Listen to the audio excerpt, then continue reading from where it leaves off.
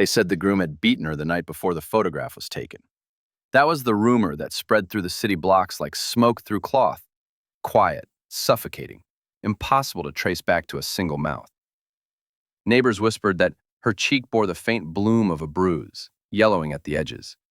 That his knuckles were split, swollen, wrapped too carefully in linen for a man who claimed clumsiness.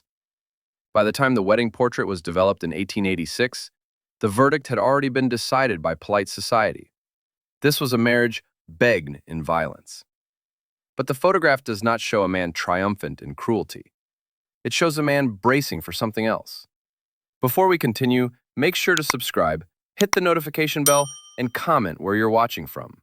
We're always fascinated to see where our audience is listening. The image itself surfaced in a private archive in Savannah in the winter of 2024, misfiled among shipping manifests and probate inventories. No names were written on the mount, no studio mark survived, only a date pressed faintly into the lower margin, October 1886. At first glance, it appears conventional, almost dull in its formality. The groom stands rigid, one hand resting on the back of an ornate chair as though claiming ownership not of the furniture, but of the space itself. His posture is defensive, squared, his shoulders set too firmly for celebration. His mustache is meticulously groomed, his coat tailored to announce money and discipline. The bride sits. And that is where the photograph begins to resist explanation. Her face is pale to the point of translucence, not with bridal nerves, but with exhaustion, the kind that settles after nights without sleep. A faint discoloration shadows her left cheekbone. Not the purple of a fresh strike, but the sickly yellow-green of something healing. Her eyes do not meet the lens. They stare forward, unfocused, as if listening for a sound beyond the room. Her hands are clasped tightly at her waist, fingers pressed together with unnatural force. On the back of her right hand, just beneath the lace cuff, a small scabbed cut interrupts the smoothness of her skin. And then there's the groom's hand. Look closely, archival enhancement makes this impossible to ignore. His right knuckles are abraded, not bruised as one might expect from striking flesh, but torn, skin split against something hard, brick, wood, bone. When this photograph was first examined by archivists, the initial hypothesis was predictable and comfortable. Domestic violence, hidden behind lace and propriety. A brutal man, a silent woman. Another quiet tragedy swallowed by the 19th century's talent for forgetting its own sins. But that explanation collapses under scrutiny, because the records that survived, fragmented, contradictory, some clearly altered, tell a different story. One that begins not with cruelty, but with fear. Not with a violent groom, but with a hunted bride. 3 weeks before the wedding, the woman in the photograph, then unmarried, then living under her father's roof, had been followed through the river district at dusk. 2 men, possibly 3, dock laborers, or men pretending to be. Their descriptions vary wildly across statements, which is often how lies announce themselves. What does not vary is what happened when they reached her. She did not scream. According to a discarded police blotter page, later crossed through in heavy ink, she fought, scratched, bit, and ran. The groom, then not yet her husband, intercepted them near the carriage houses. What followed was not a beating, but a struggle, fast, ugly, desperate. The kind of violence that leaves marks on hands, not on faces. The men disappeared, not arrested, not charged, simply gone. Names struck from dock registries, lodging houses suddenly vacant. The official explanation was transient departure. The wedding was moved up by 10 days, and the photograph was taken in haste. This, then, is the disturbing detail, the thing historians avoided because it did not fit their moral shorthand. The bruises were real, but misread. The violence existed, but not where everyone assumed. And the marriage was not an act of domination, but a barricade hastily erected against something unnamed and still approaching. The portrait captures the moment just before collapse, the final attempt to impose order with ritual and fabric and vows. What it does not show is what happened after. That part was removed from the record. By the time the photograph was mounted and placed in its cardboard sleeve, the city had already decided what it was seeing. People always do. They prefer conclusions that preserve the architecture of their world. A violent groom fit neatly into the moral geometry of 1886.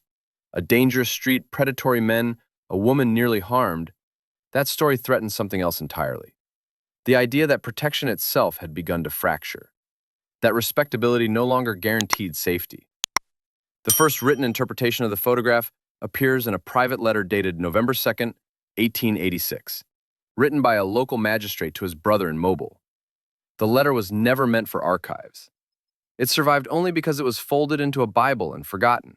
The man has the look of one who struck in anger. The woman bears it. I have seen this pattern before. We will not inquire further. That sentence, "we will not inquire further," became the foundation of the official narrative. The archivist who rediscovered the photograph in 2024 initially accepted that reading.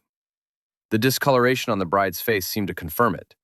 So did her posture, rigid, compressed inward, as if trained to occupy as little space as possible.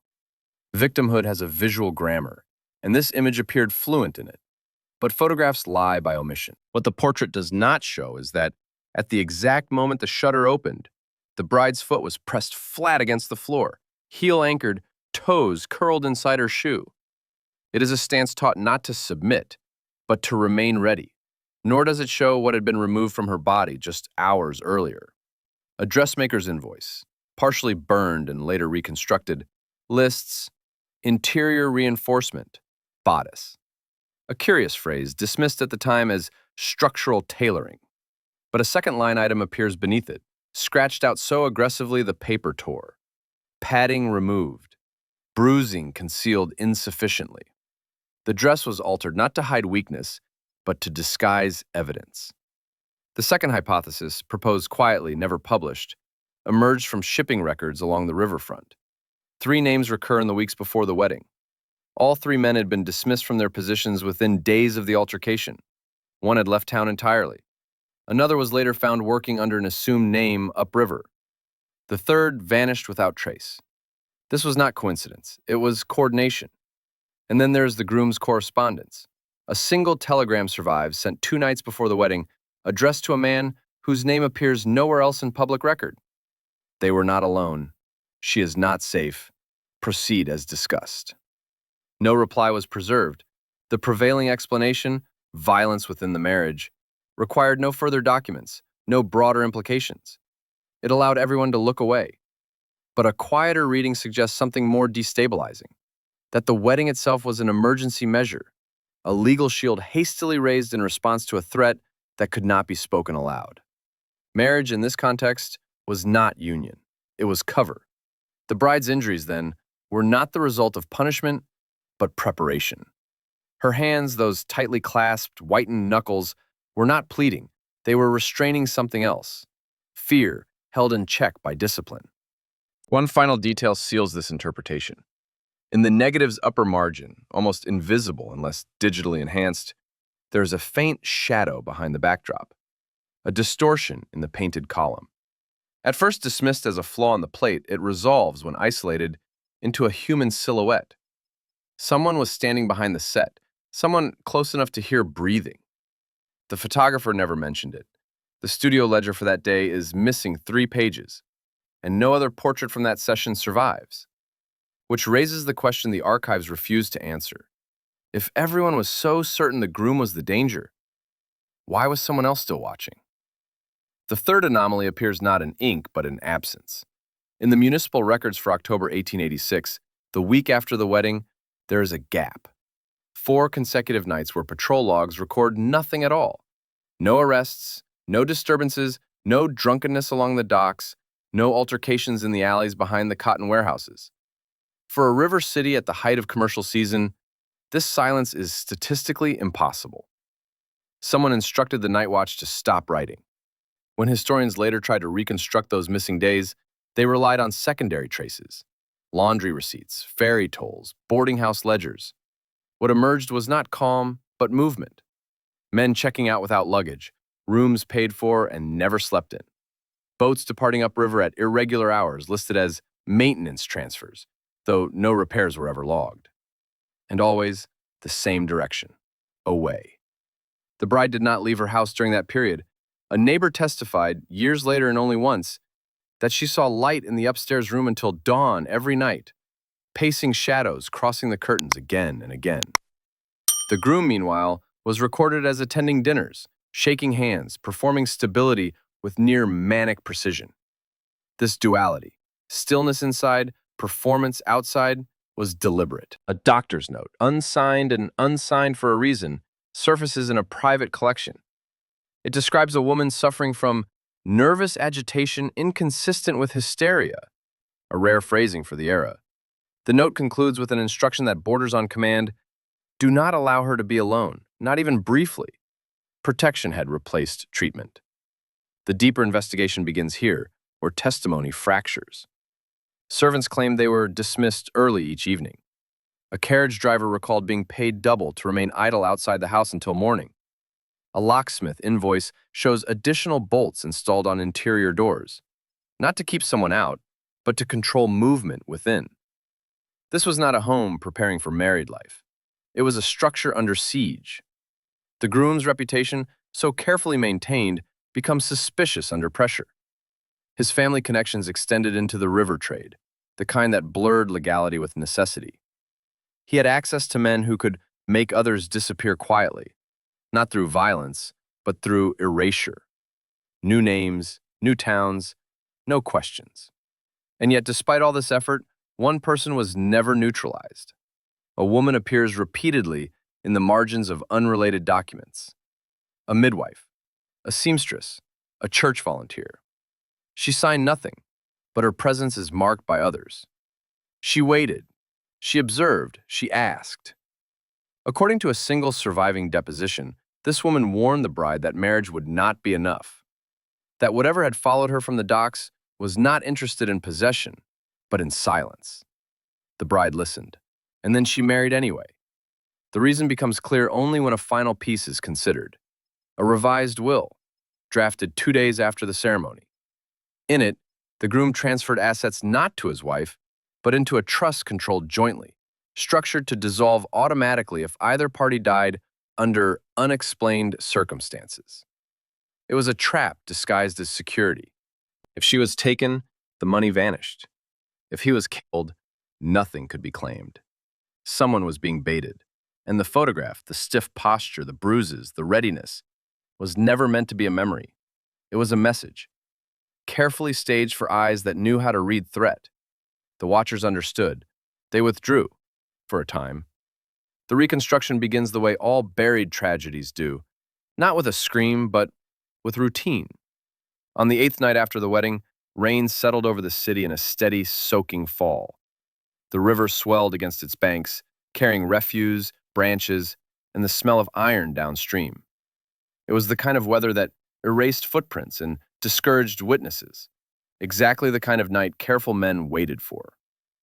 Shortly after midnight, a carriage stopped 2 streets from the newly married house. No lanterns, no markings. The driver remained seated, reins loose, as if waiting for nothing in particular. Inside the house, the lamps were already lit. They always were. The bride had not slept. She never did after dusk. What happened next does not survive in any single document. It has to be assembled from contradictions, servant testimonies that don't align, expenses logged twice, a physician paid in cash and never again seen in the city. At approximately 12:40, the rear service door was open from the inside. This matters. There was no forced entry. The assumption, repeated for decades, was that whatever violence occurred must have come from within the marriage. A husband frustrated, a wife fragile. But the physical evidence points elsewhere. The doorframe showed no splintering. The lock was intact. Whoever entered was expected, or at least anticipated. Inside, the struggle was brief and contained. No furniture overturned, no shattered glass. Only 2 things were broken: a porcelain wash basin in the upstairs room, and a chair leg snapped cleanly near the back staircase. Blood was found later on the underside of the stair rail, not smeared, dropped. The groom was injured that night, not with fists, but with restraint, bruising along the forearms, a bite mark on the hand, defensive wounds consistent with holding someone back. The bride was never found. What followed was not panic, but procedure. Before dawn, the groom summoned 2 men whose names do not appear in census rolls. By sunrise, the wash basin was replaced, the chair removed, fresh paint applied to the stair rail despite the humidity. Servants were dismissed with full pay and instructions not to return. By noon, the story had been agreed upon. The bride, already unstable, had fled. Overcome by nerves, perhaps thrown herself into the river. A tragedy, but an understandable one. The groom, brave and wounded, was to be pitied, not questioned. And for a time it worked. No body surfaced. The river gave nothing back. Churches offered prayers without names. The photograph remained on display in the front parlor, the image of a union that had ended too soon. But the reconstruction does not end there, because 3 days later, a fisherman pulled something from the reeds 10 miles downstream. Not a body, a shoe, white satin, torn at the heel, the kind worn once. It was logged, mislabeled, and quietly returned to the river. The true injustice is not only what happened to the bride, but how efficiently the system absorbed her disappearance. No inquest, no prolonged search. Her name faded from social columns within weeks, replaced by speculation, then silence. The groom remarried 4 years later, and yet something in the city shifted after that night. River traffic declined briefly. Certain boarding houses closed. Men who had worked the docks for years moved inland without explanation. The watchers did not return, not because the threat was gone, but because the message had been delivered at its highest possible cost. The tragedy, reconstructed honestly, reveals not a crime of passion, but a controlled extraction. A woman erased to protect a structure. A marriage deployed as bait. And a groom left alive not as victor, but as evidence. The photograph, once misread, captured the truth all along. They both knew what was coming. Only one of them survived it. The expansion of the investigation began quietly, years later, when patterns refused to stay buried. The groom's second marriage produced no scandal, no violence, no sudden disappearance. By every outward measure, it was ordinary. That normalcy, however, became its own irregularity. Men who had been rumored to beat their wives rarely transformed so completely. Archivists noticed this only in retrospect, when comparing trajectories. What kind of man was accused once, and what kind never repeated the crime? The answer unsettled them. The deeper researchers went, the more they encountered documents that looked official, but behaved strangely. Police reports referenced case numbers that no longer existed. Property transfers cited witnesses whose names appeared nowhere else. Church burial ledgers listed services conducted privately, without bodies ever being interred. This was not neglect, it was design. A suppressed coroner's ledger, rediscovered misbound inside an unrelated volume, contains a penciled notation dated 2 weeks after the bride vanished. Female unidentified. No examination ordered. Instructions received. No signature, no location. The page was later torn out, but the pressure marks remained. Who gave the instruction? That question led investigators away from the household and toward a loose constellation of men who appeared across multiple civic roles. Dock supervisors, night magistrates, river pilots, insurance adjusters. Individually insignificant, collectively omnipresent. They formed an informal infrastructure. Men who understood how to redirect paperwork, how to stall inquiries, how to let something dissolve into procedural fog. Testimony gathered decades later hints at a shared understanding. One retired clerk described it as keeping the river calm. Another called it protecting the city from disturbance. None admitted to a crime, all admitted to coordination. The bride, it became clear, was not targeted because she was weak, but because she knew something. What she knew remains contested. Some believe she recognized one of her pursuers. Others suggested she had overheard a transaction, witnessed a transfer that should not have existed. The docks in 1886 were not merely places of labor. They were corridors of unrecorded commerce. Her disappearance sealed something shut. The groom's role, re-examined, appears less monstrous and more tragic. Letters from his later years reveal a man obsessed with contingency. He wrote obsessively about trusts, clauses, reversions. He refused life insurance. He destroyed correspondence annually. He never again commissioned a photograph. One letter, never sent, survives only as a draft. I did what was required. I held the line. If guilt exists, it is not singular. That sentence implicated more people than it absolved. By the early 1900s, the informal network dissolved, not through exposure but obsolescence. Rail replaced river. New men arrived who did not know the old rules. The system that erased the bride no longer needed to exist. What remained was silence, thick, institutional, inherited. Historians searching for her name found it scrubbed from registries, marriage indexes altered, family Bibles amended. Even oral histories avoided her, as though speaking her into memory risked reopening something sealed by blood and agreement. The final realization of the expanded investigation is this. The tragedy was not a single act, but a collaboration. No villain, no hero, only a structure that demanded sacrifice to maintain its invisibility. The bride vanished not because she was unprotected, but because she was dangerous to what lay beneath the city's order. And the groom lived not because he was guilty, but because he had proven he could keep a secret. The core truth does not arrive as a revelation. It settles slowly, like sediment at the bottom of disturbed water, visible only after everything else stops moving. For more than a century, historians argued over motive, jealousy, brutality, madness, chance. Each theory assumed a single axis of guilt, because that is how crimes are taught to behave. One person acts, another suffers. The world responds. But the archives tell a different story. What the bride knew was never written down because it could not be. The docks of 1886 were not merely arteries of trade, they were thresholds. Goods moved through them that did not appear on manifests. People passed through under names they did not keep. Transactions occurred that required silence more than profit. The bride's father had been a customs clerk.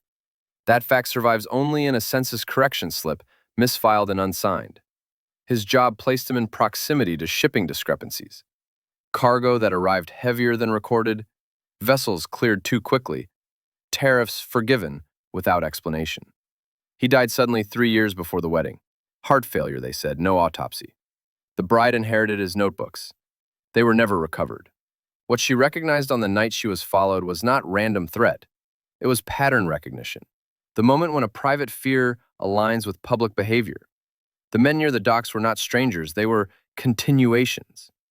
Marriage was chosen not out of love alone, but necessity. The groom's family ties extended into insurance, river traffic, and legal arbitration, the connective tissue of quiet power. He was not the strongest man available, he was the most structurally embedded. That is why he was selected. The plan was simple in conception and monstrous in cost.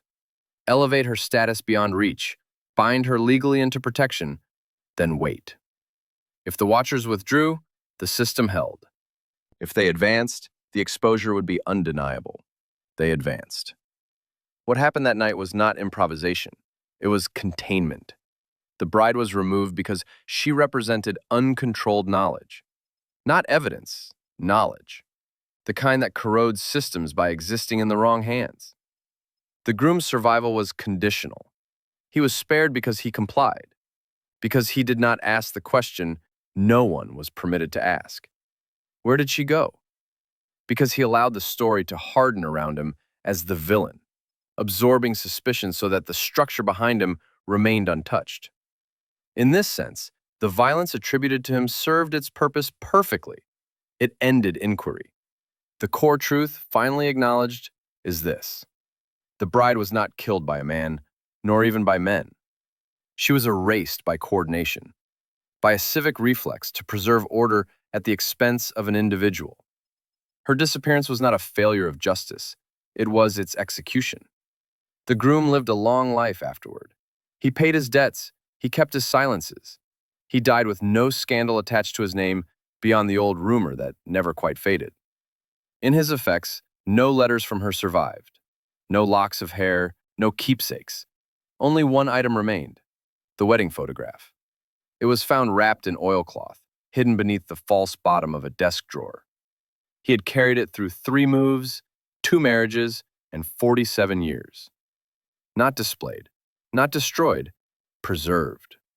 The image that once condemned him was, in the end, the only witness he allowed to survive, because it contained the truth he could never speak, that the violence visible in her face was not inflicted by him, but by a world that required someone to vanish so it could continue pretending it was whole. The dark closing note does not come with revelation, but with absence. After the groom's death, the house was sold and resold, divided into apartments, then converted into offices. Walls were moved, staircases shortened. The back service door, the one open from the inside, was sealed permanently and plastered over. No plaque marked the place. No ledger noted what had been removed. Cities are sculled at forgetting in ways that look like progress. When the photograph finally entered the archive, it did so without ceremony. No accompanying narrative. No family testimony. Just an image cataloged under domestic portraiture, late 19th century.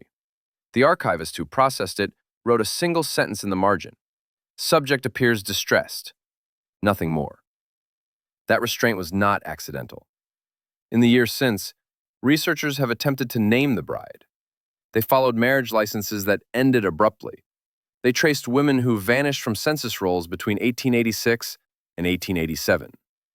Each trail collapsed into contradiction, ages shifting, spellings altered, identities redistributed among surviving relatives as though the missing woman had been absorbed rather than removed. One historian described the effect bluntly. It is as if she was never allowed to have existed long enough to be gone. The watchers left no descendants who spoke. The informal network dissolved without record, leaving behind only habits, how inquiries are stalled, how uncomfortable questions are softened, how rumor is permitted to substitute for investigation. These methods outlive their architects, and the photograph remains. Viewed today, stripped of its early misinterpretations, it reads differently. The bride's stiffness no longer suggests submission, but containment. The groom's damaged hands no longer accuse, but testify. The space between them, once seen as emotional distance, now feels tactical, deliberate, charged. It is the image of two people standing at the edge of a decision already made elsewhere. The injustice is not that the truth was hidden. It is that the truth was never officially required. No trial was held because no single crime could be named. No monument erected because no body demanded it. The city moved on, and in doing so, taught itself what could be done again if necessary. This is how historical violence survives. Not loudly, but efficiently. The bride's name is lost. That loss is part of the mechanism. To name her would be to admit that the system functioned as intended, that innocence was irrelevant, that protection was conditional and revocable. The final archive note attached to the photograph, added sometime in the mid-20th century, reads, "Interpretation inconclusive." That sentence is the lie that endures. The truth is conclusive. It is simply unacceptable. The photograph captured the moment just before erasure, the last instant in which resistance was still visible on a woman's face. Everything after that was procedure. She did not vanish mysteriously. She was removed deliberately. And the world that required her disappearance never felt the need to apologize. The archive closes here, not because the story is finished, but because silence was always the intended ending.